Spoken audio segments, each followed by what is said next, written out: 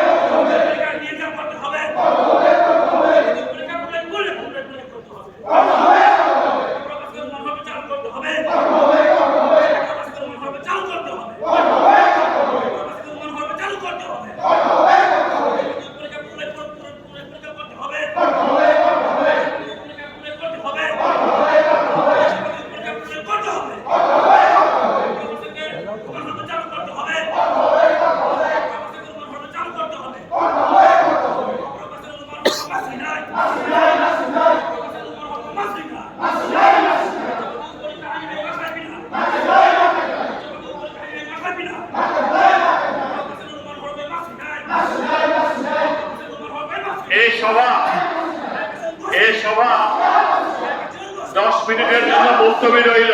এই সভা 10 মিনিটের জন্য মুলতবি করল।